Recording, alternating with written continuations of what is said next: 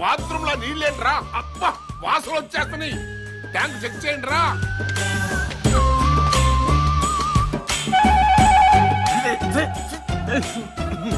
అన్నా ట్యాంక్ లో drainage water ఉందన్నా?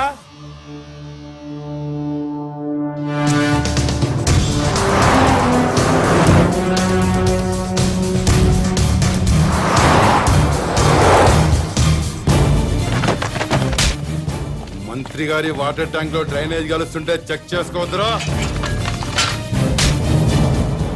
మంత్రి గారు అబ్బాయి సార్.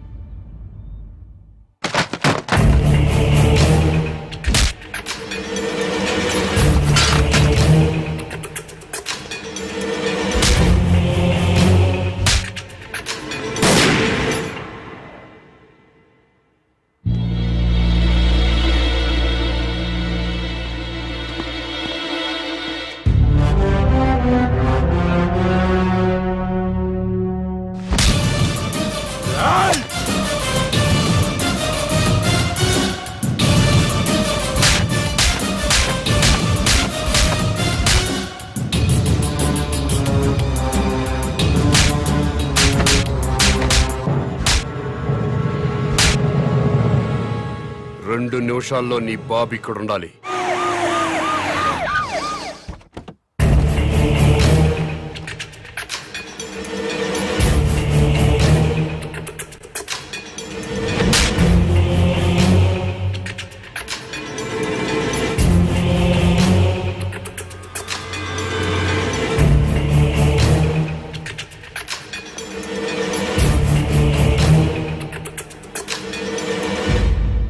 ఏం జరిగింది నాన్న? ప్రజలు తాగే మంచినీటిలో డ్రైనేజ్ వాటర్ కలిసింది. తెలిసింది. బాధపడుతున్నా, ఖండిస్తున్నా, దర్యాప్తు జరిపిస్తా, చర్యలు తీసుకుంటా. ప్రభుత్వ నిర్లక్ష్యం వల్ల పసివాడు చనిపోయాడని బాధపడుతున్నారా లేదా? ఎందుకు పన్నండి? నా సొంత బిడ్డ పోయినంత బాధగా ఉంది.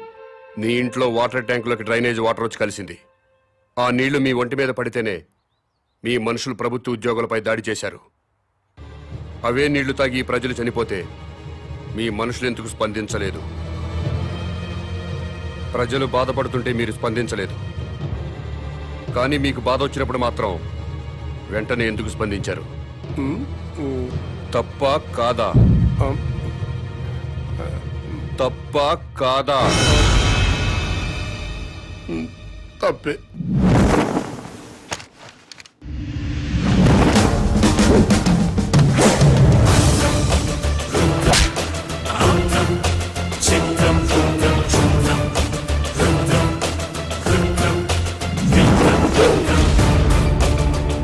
బిడ్డ చనిపోయాడన్న బాధతో ప్రజలు దాడి చేయబోతే వాళ్ళని లాఠీలతో కొట్టి కుక్కల్లా తరిమారు. తప్పు లేదు. లా అండ్ ఆర్డర్ మెయింటైన్ చేయాల్సిందే. మరి మంత్రి గారి కొడుకు వాళ్ళ మనుషులు దాడి చేస్తుంటే ఎందుకు మీరు లాఠీ చార్జ్ చేయలేదు?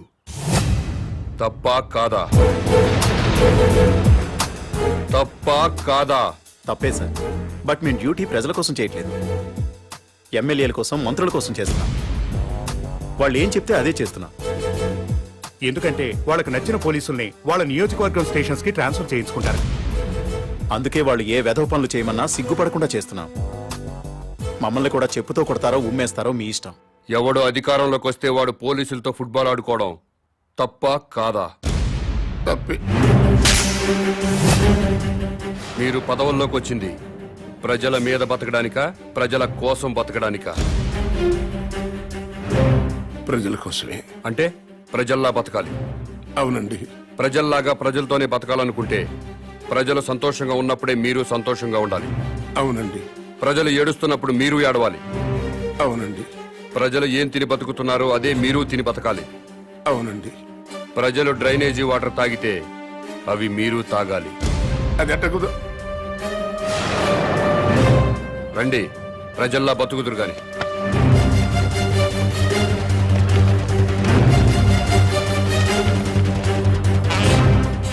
మంత్రి గారికి మంచినీళ్ళు ఇవ్వండి.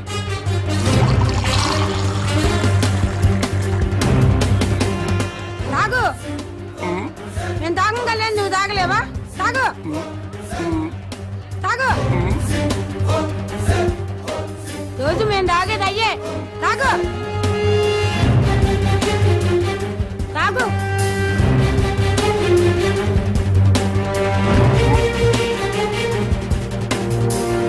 మాయ్ తాగు తాగమంటే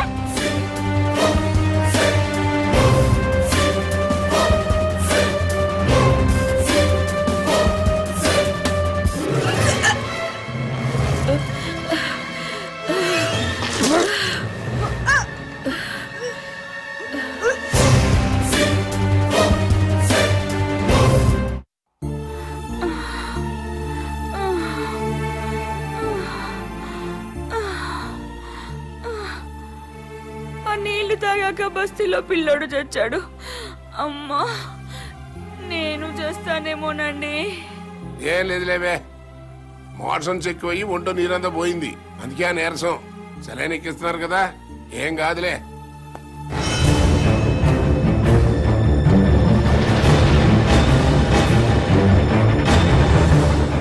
ఏంటిది ఇటు ఇళ్లలోకి తోసుకొచ్చేటివేనా?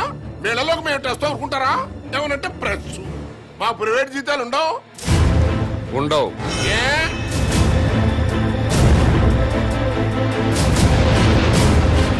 ప్రజాసేవ చేయడానికి రాజకీయాల్లోకి వచ్చినోడికి ప్రైవేట్ లైఫ్ ఉండదు, అంతా పబ్లిక్ లైఫే. ప్రైవేట్ లైఫ్ కావాలనుకుంటే మంత్రిగా రాజీనామా చెయ్యి, రాజకీయాల నుంచి తప్పుకో, జీవితంలో నీ మొహం చూడం.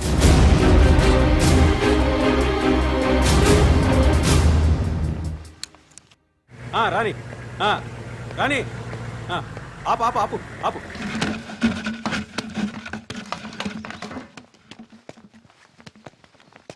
అన్నా, ఇంకో ట్యాంకర్ కావాలేమో మేడం గారిని అడగండి.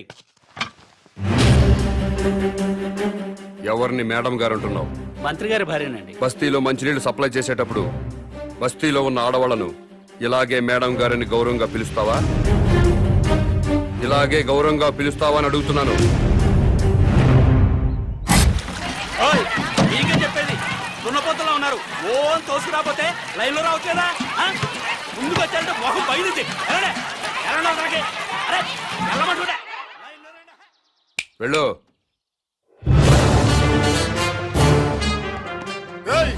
ఏం పని అదే? ట్యాంకర్ పంపించామంటే మేము మంత్రులు తాక్కర్లేదా? ప్రజల్లా బతకండి.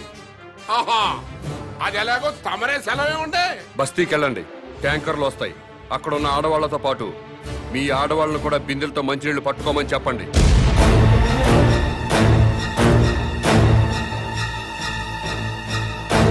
నేను మంత్రి గారి భార్యనండి. బస్తీ ఆడవాళ్ళతో కలిసి మంచిళ్ళ కోసం బిందె పట్టుకొని క్యూలో నిలబడాలా? లేబర్ కి మనకి తేడా లేదా డాడీ? వాళ్ళు ప్రజలమ్మా, ఆ మాట వాళ్ళని అనలేం కదా. ఎందుకు అడగకూడదు? వాళ్ళేమైనా మన కూడికే ఓట్లు వేశారా? కోట్ల రూపాయలు కుమ్మరించాం. 75 లక్షల రూపాయల బ్రాండీలు విస్కీలు తాగి ఓట్లేశారు. ఊరికే వేశారా?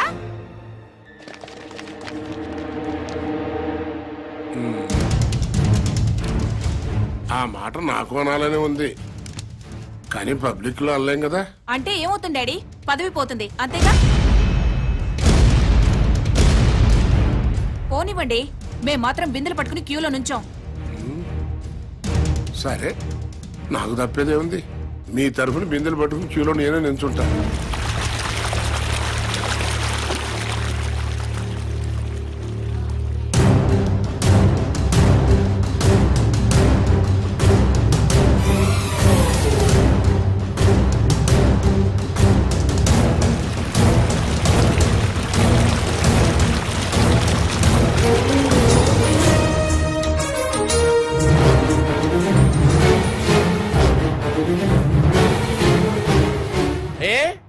బిందెలతో నిలబడి లైన్లో నీళ్లు పట్టుకోవడానికి ఎందుకు బాధపడుతున్నారు? అధికారంలో ఉన్న వాళ్ళ భార్యలు ప్రజల కంటే గొప్పోళ్ళ? బిందెలతో నీళ్లు పట్టుకోలేరా? ఈ ఒక్క మంత్రి గారి భార్య కాదు, అందరి మంత్రుల భార్యలు ఇలాగే లైన్లో నిలబడి బిందెలతో నీళ్లు పట్టుకోవాలి. అప్పుడే ప్రజాస్వామ్యం బతుకుతుందని నేను మీకు మనవి చేస్తున్నాను.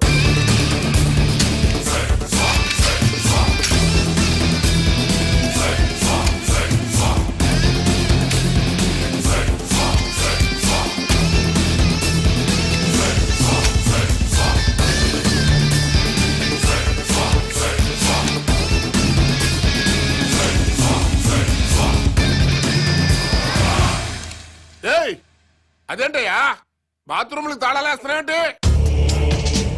మీరు ప్రజల్లా బతకాలి కదండి. ఏంటయ్యా ప్రజలు వాళ్ళలాగా బతకాలంటే మా బాత్రూమ్లకు తాళాలేయాలా? చెంబులు తీసుకుని రోడ్డు మీదకి వెళ్ళండి.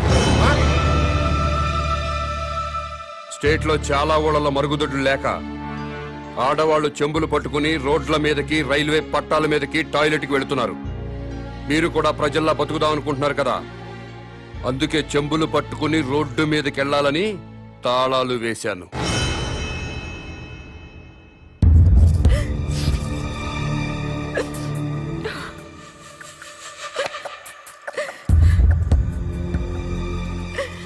ఇంతకంటే చచ్చిపోవడం నయం.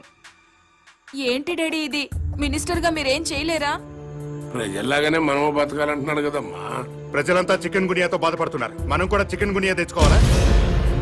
లవ్ పేరు చెప్పి ఆడపిల్లల మీద యాసిడ్ పోసి చంపుతున్నారు, మనము చంపాలా? ఆర్గ్యుమెంట్ వద్దమ్మా.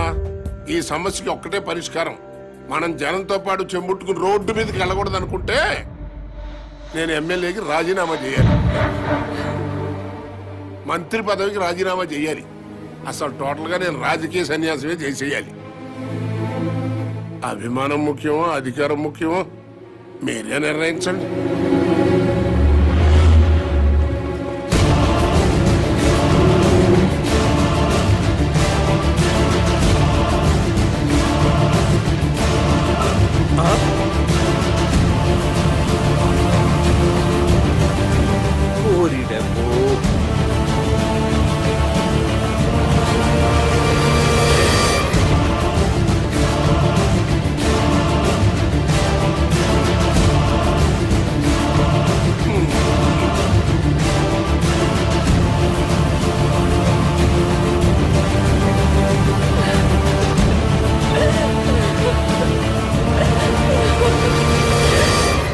మంత్రి గారు,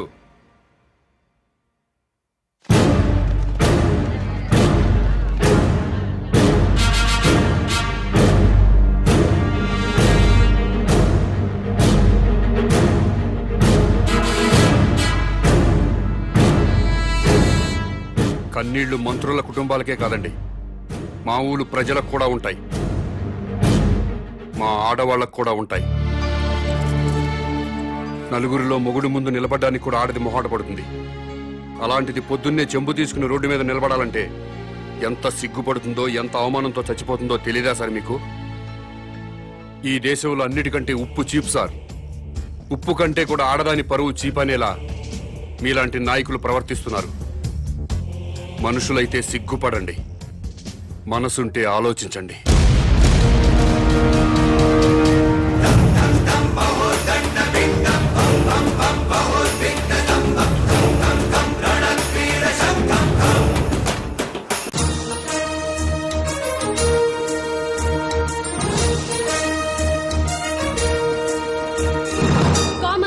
ప్రతిపక్ష నాయకుడు విరుచుకుపడ్డారు. మంత్రి గారి కుటుంబాన్ని అవమానించడం అమానుషమంటూ నిప్పులు చెరిగారు. ప్రతిపక్ష నాయకుడి మాటల్ని లైవ్ లో చూద్దాం. అవునండి, మంత్రి తప్పు చేస్తారు, మీ ఇష్టం వచ్చినట్టు ప్రవర్తిస్తారా? మంత్రి ఫ్యామిలీ ఏం పాపం చేసింది? వాళ్ళని రోడ్డు ఎక్కించి అవమానిస్తారా? బాత్రూమ్లకు తాళాలు వేస్తారా? ఆ గవర్నమెంట్ తప్పు చేయదా? తప్పు చేసి అసెంబ్లీకి తాళాలు వేస్తున్నారా? సెక్రటరీ తాళాలు వేస్తారా? అలా మాట్లాడితే కుదరదు. కామన్ మ్యాన్ ని లైన్ లోకి వచ్చి మాట్లాడమనండి.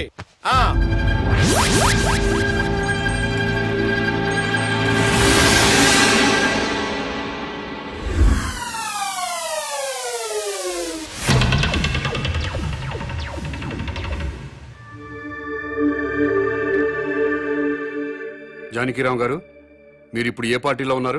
మాతృదేశం పార్టీలో అండి. ఎలక్షన్ టైంలో ఈ పార్టీని వదిలి ఇంకో పార్టీలోకి వెళ్ళినట్టున్నారు. అవునండి. ఏ పార్టీ సార్ అది? స్టార్ పార్టీలోకి జంప్ అయ్యారు సార్. దేనికి మారారు సార్? ఆ పార్టీ అధినేతకి ప్రజాబలం ఉంది, యూత్ బలం ఉంది, కొత్త పార్టీ. పైగా నేను సీనియర్ మోస్ట్ మెంబర్ ని, మినిస్టర్ కొట్టే అవకాశం కూడా ఉంది. అధికారంలోకి డెఫినెట్ గా వస్తుందని నమ్మకంతో చేరాను సార్. స్టార్ పార్టీలో జాయిన్ అయినప్పుడు ఆ పార్టీని, ఆ పార్టీ అధ్యక్షుడిని ఏదో పొగిడినట్టున్నారు. ఎస్, పొగిడాను. స్టార్ పార్టీలో సామాజిక న్యాయం ఉంది, అవినీతిపై పోరాటం ఉంది, ప్రజలపై ఆరాటం ఉంది.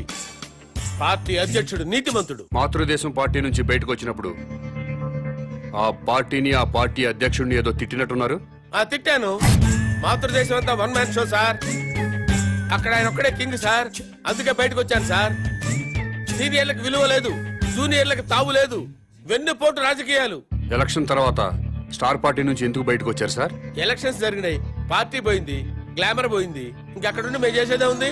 అందుకనే స్వగృహ ఆపరేషన్ తో మాతృదేశంలో చేరిపోయాం. స్టార్ పార్టీ నుంచి బయటకు వచ్చినప్పుడు ఆ పార్టీని ఆ పార్టీ అధ్యక్షుడిని ఏదో తిట్టినట్టున్నారు. తిట్టేశా. స్టార్ పార్టీ అధ్యక్షుడు అవినీతి పరుడు, కులం పిచ్చి, వర్గం పిచ్చి, పార్టీ టికెట్లు అమ్ముకున్నారు. నిజంగా స్టార్ పార్టీ అధ్యక్షుడికి కులపిచ్చుందా సార్? చచ్చ లేదు సార్. డబ్బులు తీసుకుని ఎమ్మెల్యే టికెట్లు అమ్ముకున్నారా సార్? లేదు లేదే. నిజంగా స్టార్ పార్టీ అధ్యక్షుడు అవినీతి పరుడా సార్? No no no. మరెందుకు సార్ స్టార్ పార్టీని పార్టీ అధ్యక్షుడిని విమర్శించారు? మరి తిట్టకపోతే బయటికి ఎలా వస్తాను సార్? మళ్ళీ మాతృదేశం పార్టీలో జాయిన్ అయినప్పుడు ఆ పార్టీని ఏమని పొగిడారు సార్? మాతృదేశం పార్టీ నాకు రాజకీయ జన్మనిచ్చిన పార్టీ. ఆ పార్టీలో చేరితే మా అమ్మ కౌగిల్లో చేరినట్టుంటుంది. హ్. తిరిగి నా పుట్టింటికి వచ్చినట్టుంది. ఆ పార్టీ కోసం నా ప్రాణాలు ఇస్తా. ఆ పార్టీ కోసం రక్తం దారపోస్తా. మీరు ఇప్పటికే స్టేట్ లో ఉన్న అన్ని పార్టీలు మారారు. ఇలాంటి రాజకీయ నాయకుల్ని ప్రజలు ఏమనుకోరా సార్? ఏంటి సార్ జనం గురించి మాట్లాడతారు? వాళ్ళు ఏంటనుకున్నారు సార్? మందు పోయిస్తే ఓట్లేస్తారు సార్, డబ్బులు ఇస్తే ఓట్లేస్తారు సార్, క్యాస్ట్ ని బట్టి ఓట్లేస్తారు సార్. ఒక అభ్యర్థి గుణాన్ని బట్టి ఎవరైనా ఓట్లేస్తారా సార్? వెయ్యారు సార్ వాళ్ళు. అందుకే మేమేం చేసినా వాళ్ళు మమ్మల్ని తిట్టే హక్కు లేదు సార్. అది సార్ జరిగింది. ఏంటి సార్ జనాన్ని ఇలా అన్నాను, కోపం వచ్చిందా మీకు? నిజంగా జనం మంచోళ్ళు అయితే ఒక సిన్సియర్ అభ్యర్థిని ఎందుకు ఎన్నుకోరు సార్? వాళ్ళు చేసేది తప్ప కదా సార్? వాళ్ళని ఎలా బాగు చేయాలని నేను ఆలోచిస్తున్నాను సార్. దాని గురించి ఆలోచిస్తున్నాను సార్ నేను.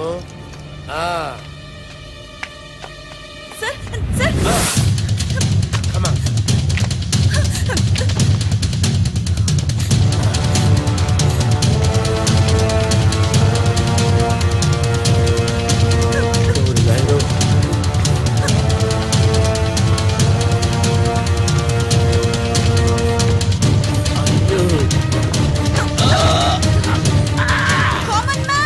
ఇతను పారిపోతున్నాడు, రండి.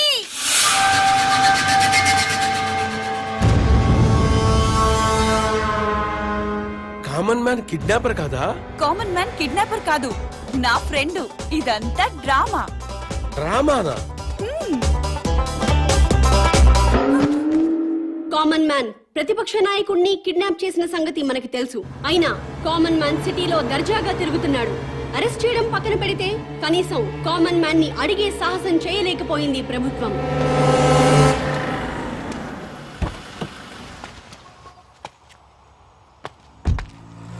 నమస్తే సార్. నమస్తే. నేను గవర్నర్ గారి పిఏనండి. గవర్నర్ గారు మీతో మాట్లాడుతూ ఉన్నారు. హలో సార్, ఒక్క నిమిషం మాట్లాడండి సార్. హలో బాబు, నువ్వు చేసే పనులన్నీ అభినందించదగ్గవే. కానీ మంత్రుల్ని కొట్టడాలు, ప్రతిపక్ష నాయకుడిని కిడ్నాప్ చేయటం చట్టవ్యతిరేక చర్య. అలా కాకుండా సొసైటీ కోసం ఏం చేయదలుచుకున్నావో, ఎందుకు చేస్తున్నావో నాకు చెప్పు. నేను నీకు సహాయం చేస్తాను. మీరు నిజాయితీ పరులు సార్. తప్పకుండా మీ మాట వింటాను. మీతో పాటు ప్రజాప్రతినిధులందరినీ సమావేశపరచండి.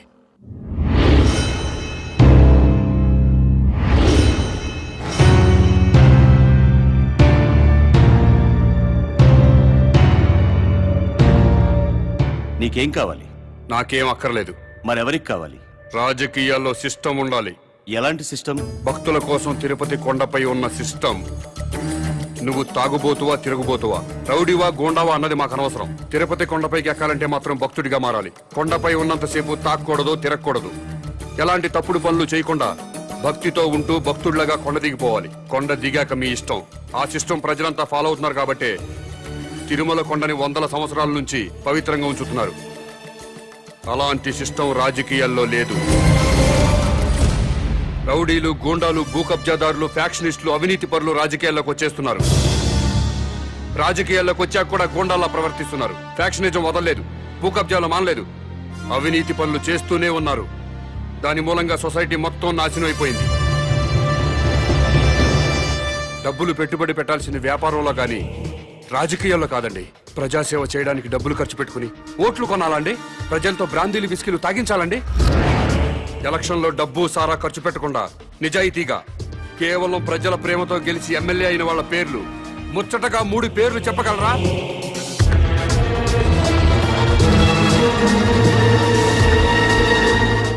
$10 కోట్లు ఖర్చు పెట్టి ఎలక్షన్లో గెలుస్తున్నాడంటే రేపు 100 కోట్లు సంపాదించుకోవచ్చన్న వ్యాపార సూత్రం తప్పితే ప్రజాసేవ చేయడానికి కాదు. అందుకే రాజకీయాల్లో సిస్టమ్ ఉండాలి. ఎలాంటి సిస్టమ్ ఉంటే రాజకీయాలు బాగుపడతాయో నువ్వే చెప్పు. ఎలక్షన్లో ఎమ్మెల్యేగాను ఎంపీగాను నిలబడ్డవాడు ఎలక్షన్ కమిషన్ ఆధ్వర్యంలో రాష్ట్ర రాజధానిలోనే ఉండాలి. నామినేషన్లు వేశాక ఓట్లు అడగడానికి ప్రజల మధ్యకి వెళ్ళడానికి వీల్లేదు. ఇంటింటికి తిరగడానికి వీల్లేదు. పాదయాత్రలు ఊరేగింపులు ఉండడానికి వీల్లేదు. మీటింగులు స్పీచులు ఇవ్వడానికి వీల్లేదు. పార్టీ జెండాలు పట్టుకుని ఏ పార్టీ కార్యకర్త ప్రచారం చేయడానికి వీల్లేదు. ఎలక్షన్లో నిలబడ్డ పార్టీల గురించి, పార్టీ అభ్యర్థుల గురించి టీవీల ద్వారా, పత్రికల ద్వారా ప్రజలకు ఎలక్షన్ కమిషనే తెలియజేయాలి. అది చూసి జనం వాళ్ళకి నచ్చిన వాళ్ళకే ఓట్లేసుకుంటారు. నచ్చది మేమన్నా చెవులో పెట్టుకున్నాం కదా, జనం నాకు తెలియదా? మేము ప్రజల్లోకి వెళ్ళకపోతే మా పార్టీ సిద్ధాంతాలు ఓటర్లకు ఎలా తెలుస్తాయా?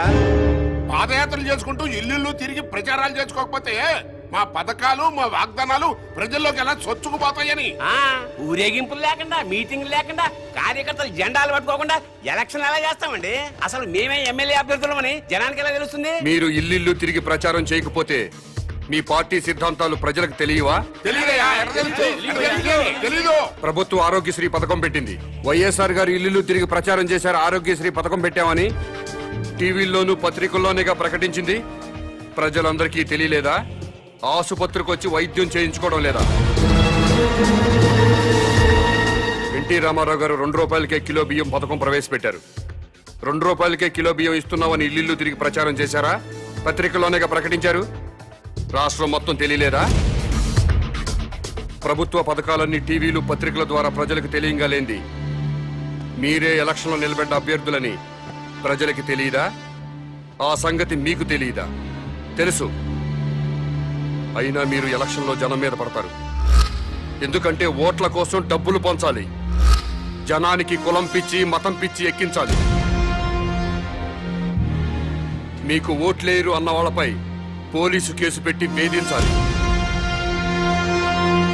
హత్య రాజకీయాలు చేయాలి.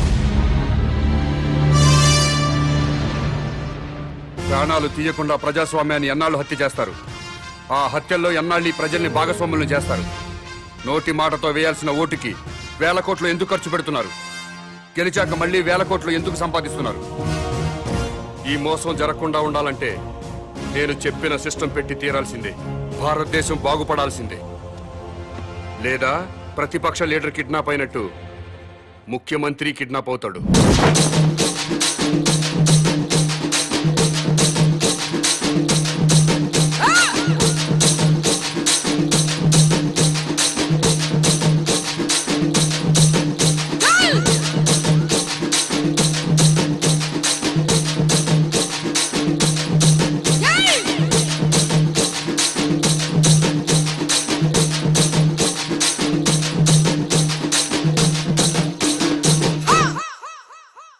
గుడిలో పూజకు సిస్టమ్ ఉన్నది, బడిలో విద్యకు సిస్టమ్ ఉన్నది, చెట్టుకు చేనుకు సిస్టమ్ ఉన్నది, సృష్టిలోనే ఒక సిస్టమ్ ఉన్నది. సిస్టమ్ తప్పితే గ్రహాలు కూడా ఢీకొని నశించే నష్టం ఉన్నది. రాజకీయ రంగంలో నీతిగా నడుచుకునే సిస్టమ్ లేదెందుకు? ఈ పగటి దొంగలకు ముత్తాబాద్, పదవి దొంగలకు ముత్తాబాద్. ఇలాంటి దోపిడి దొంగల బట్టి పబ్లిక్ లో నా చప్పటు కొట్టే కామన్ మ్యాన్ కు జిందాబాద్, కమిట్మెంట్ కు జిందాబాద్, నల్ల టోపీకి జిందాబాద్, ఎర్ర కళ్ళకు జిందాబాద్, జిందాబాద్ జిందాబాద్, కామన్ మ్యాన్ కు జిందాబాద్, ఆమ్ ఆద్మీ కో జిందాబాద్. ముఖ్యమంత్రి గారి భార్య ఆరోగ్యం మరింత క్షీణించిందని ఆసుపత్రి వర్గాలు తెలియజేశాయి. ఆక్సిజన్ తో ఊపిరి తీసుకుంటున్న ముఖ్యమంత్రి సతీమణి కోమాలోకి వెళ్లే ప్రమాదం ఉందని డాక్టర్లు చెప్తున్నారు.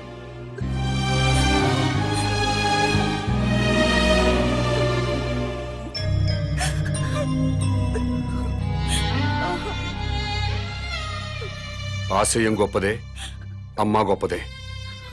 మాట్లాడు. ఎవరో? Hello daddy. అమ్మా విజయ. మమ్మీని చూడాలనుంది డాడీ. నన్నెవరూ కిడ్నాప్ చేయలేదు డాడీ. కామన్ మ్యాన్ నా ఫ్రెండే. కామన్ మ్యాన్ అసలు పేరు మహేష్ డాడీ. తను కాలేజ్ లెక్చరర్. అతని భార్య నా ఫ్రెండ్ డాడీ. మహేష్ కుటుంబానికి మీ రాజకీయ నాయకులే వాళ్ళ స్వార్థం కోసం అన్యాయం చేశారు డాడీ. రాబోయే ముఖ్యమంత్రి వెంకటేశ్వరరావు గారు హోటల్ గుర్తుకే హోటల్ గుర్తుకే వెంకటేశ్వరరావు గారికి వెంకటేశ్వరరావు గారికి వెంకటేశ్వరరావు గారికి హోటల్ గుర్తుకే హోటల్ గుర్తుకే వెంకటేశ్వరరావు గారికి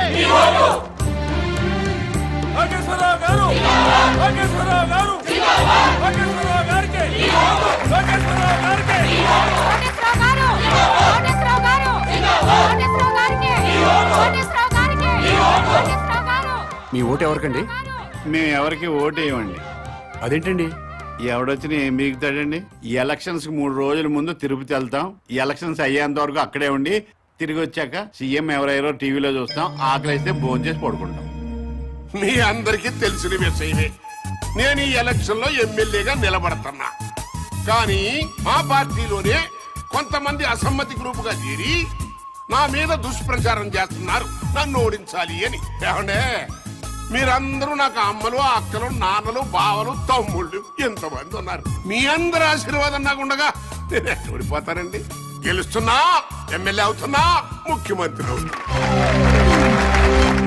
ఎవరు ఎన్ని కబుర్లు చెప్పినా ఎవడి కులాన్ని వాడు పోగొట్టుకోడు. నేను మీ అందరికీ చెప్పేది ఏంటంటే, ఇన్నాళ్లకి మన కులానికి ఒక అవకాశం వచ్చింది. మీ కులం వాడిని నేను నిలబడ్డాను. మీరంతా ఒక కట్టుబాటులో ఉండి ఒక మాట మీద నిలబడి మన కులం వాళ్ళందరినీ ఓట్లేసి గెలిపిస్తే మనోడు ముఖ్యమంత్రి అవుతాడు. దయచేసి ఆలోచించండి. మీ ఓటు ఈయనకేనండి? అవునండి, నాదండి, మా చెల్లిదండి, మా ఆవిడదండి, హోల్ ఫ్యామిలీ అంతా ఆయనకేనండి. మంచోడండి? మా క్యాస్టోడండి. మీ క్యాస్టోడని ఓటేస్తావా, మంచోడని ఓటేస్తావా? మంచోడో, చెడ్డోడో, దొంగోడో, బెవర్సోడో, బిలిపిత్రోడు మాకెందుకండి అవన్నీ? ఆడు మా క్యాస్టోడు, మేము ఆడికే ఓటేస్తాం. నన్ను ఎమ్మెల్యేగా గెలిపించారంటే మీరు బ్యాంకులో తీసుకున్న రుణాలే కొట్టచ్చు. లైఫ్ లో కరెంట్ బిల్లు కట్టక్కర్లేదు, వాటర్ బిల్లు కట్టక్కర్లేదు, బస్ ఎక్కినా, రైలు ఎక్కినా, ఆఖరికి విమానం ఎక్కినా టికెట్ కొనక్కర్లేదు. ఏ షాపింగ్ వెళ్ళి షాపింగ్ చేసినా సరే బిల్లు కట్టక్కర్లేదు. ఆల్ ఫ్రీ అన్నమాట. ఆల్ ఫ్రీ కావాలంటే నాకు కోటేశ్వరరావుకి మీ ఓటేయండి, నాకేమి ఓటేయండి, నన్నే గెలిపించండి. చప్పట్లు కొడుతున్నాను కదా అని ఆయనకే ఓటేస్తాను అనుకుంటున్నారా? మరి ఎవరికేస్తారు? ఎవరికైనా వేయాలంటే ఓటు ఉండాలి కదా. అదేంటి, మీకు ఓట్లేదా? రాయించుకుంటేనే కదా ఓటు ఉండడానికి. అదేంటండి? ఎలక్షన్ టైం వస్తే చాలు ప్రతి ఓడు ఇంటికి రావడం, తలుపులు కొట్టడం, దండాలు పెట్టడం, మాకే ఓటేయండి అని అడగడం, ఆ తర్వాత మేము క్యూలో నిల్చోవడం, ఓటేయడం, ఇవన్నీ మాకు ఎందుకండి? ఎలక్షన్ రోజు హ్యాపీగా సెలవిస్తారు కాబట్టి ఇంట్లో హాయిగా పడుకోవచ్చు. మాకు ఓటు లేదు కాబట్టి ఎవరు మమ్మల్ని వచ్చి డిస్టర్బ్ చేయరు. లోకేశ్వరరావు గారు